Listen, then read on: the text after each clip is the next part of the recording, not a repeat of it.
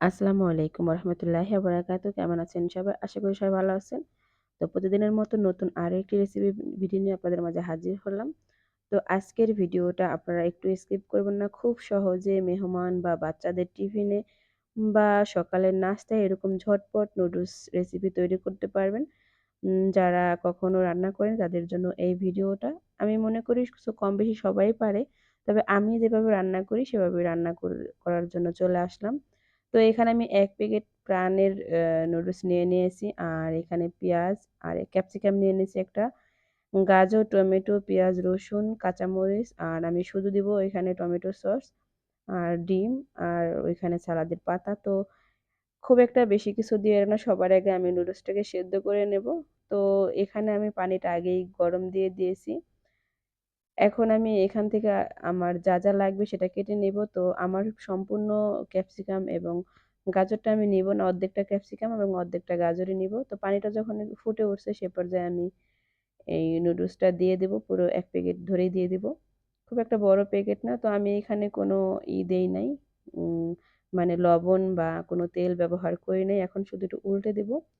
এটা খুব সহজেই তাড়াতাড়ি সেদ্ধ হয়ে যায়। আমি ২-৩ মিনিট একটু ভাপিয়ে নেব। দেখুন আমার প্রায় হয়ে গেছে। খুব একটা মানে নরম করে সেদ্ধ করব না। এখন আমি এটাকে একটা ছাঁকনিতে ঢেলে দেব। তো ছাঁকনিতে দেওয়া মাত্রই আমি এখানে ঠান্ডা পানি দিয়ে দেব। ঠান্ডা পানিতে ধুয়ে দিলে এটা আর একদম ঝরঝরা থাকবে। আর আমার হাসব্যান্ডও ঝরঝরা নুডলস খেতে খুবই পছন্দ করে। মানে গলে গেলে ওটা ভালো লাগে না, ভর্তা টাইপের হয়ে গেলে। তো এই ফাঁকে দেখুন আমি সবকিছু কেটে কুটে রেডি করে নিয়েছি। এখানে রসুন, পেঁয়াজ এবং টমেটো, গাজর, ক্যাপসিকাম, কাঁচামরিচ আর ডিম। আমি একটা ডিম দিব। তো আপনাদের ডিম প্রয়োজন ততটুকু দিবেন। তো আমার একটাই হয়ে যাবে। তো যেহেতু অল্প ছোট্ট প্যাকেট নুডলসের, এরপরে আমি চলে গেলাম রান্না করার জন্য। এখানে আমি দিয়ে দিলাম তেল। তেলটা যখন গরম হবে, আর আপনারা চাইলে কিন্তু এটা বাটারের বা ঘি দিয়েও রান্না করতে পারেন। আর যার যেমন ইচ্ছা। তো তেলটা যখন গরম হয়েছে এ পর্যায়ে আমি রসুন কুচিটা দিয়ে দিলাম। রসুনটা আগে দিলে একটা খুব সুন্দর ফ্লেভারও বের হয়। তো রসুনটা একটু ভেজে নেওয়ার পর আমি এখানে পেঁয়াজগুলো দিয়ে দেব। তো পেঁয়াজ দিয়ে আর আমি খুব বেশি মসলা কিন্তু নুডলসে ব্যবহার করি না। আমার মনে হয় কেউই করে না। তো এই মরিচ, কাঁচামরিচ সবকিছু একসাথে দিয়ে একটু ভেজে নেব পেঁয়াজগুলোকে। পেঁয়াজটা খালি একটু নরম হওয়ার মানে অপেক্ষা। তো আমার ভিডিওটা এ পর্যায়ে যারা আসছেন প্লিজ একটা লাইক দিবেন। আপনার একটি লাইকে কিন্তু আমাদের পরবর্তী ভিডিও বানানোর উৎসাহ জাগায়। আর প্লিজ আমার ভিডিওটা ফুল ওয়াচ করে একটা সুন্দর কমেন্ট করে যাবেন। খুব একটা লং ভিডিও না, টেনে দেখবেন না, আপনাদের কাছে অনুরোধ রইল। তো তারপরে আমি একটা ডিম দিয়ে দিলাম। ডিমটা দিয়ে একদম ভেঙে চুরে দেব। আর এই পর্যায়ে আমি একটু শুধু লবণ দিয়েছি ডিমটার জন্য। খুব একটা লবণ কিন্তু দিবেন না, কারণ আমাদের যে নুডলসের প্যাকেট মসলা আছে ওইখানে কিন্তু মসলা অলরেডি থাকে। তো সেজন্য খুব একটা মসলা আমি এখানে ইউজ করব না।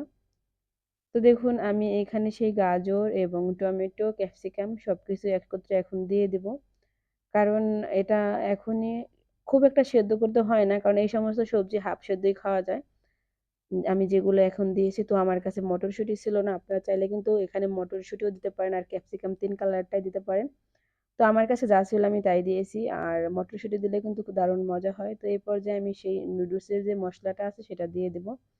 তো আমি এখানে কোনো এক্সট্রা মসলা ব্যবহার করিনি। খালি একটু লবণ দিয়েছিলাম। আর চাইলে কিন্তু আপনারা গোলমরিচের গুঁড়ো দিতে পারেন। এটা কিন্তু আমি দেই, তবে আমার কাছে এখন ছিল না। আমি কিন্তু গোলমরিচের গুঁড়ো সবসময় নুডলসে ব্যবহার করি বা যেকোনো কিছু রান্না করলে ব্যবহার করি। আমার কাছে খুব ভালো লাগে। তো দেখুন এ পর্যায়ে আমি এখানে সেই নুডলসগুলো দিয়ে দেবো। আর আমার নুডলসগুলো দেখুন একদম ঝরঝরা হয়ে আছে। এটা দিয়ে খুব সুন্দর করে একটু নেড়েচেড়ে মিশিয়ে নেব। খুব একটা সময় লাগে না, হাতা দিয়ে একটু নেড়েচেড়ে দেব। আমি যেহেতু এক হাতে মোবাইল আর অন্য হাতে কাজ করছি সেজন্য মানে একটু সমস্যা হচ্ছে। তবে এরকম কিন্তু কালারফুল দিলে কিন্তু নুডলসটা বেশ ভালো লাগে দেখতে।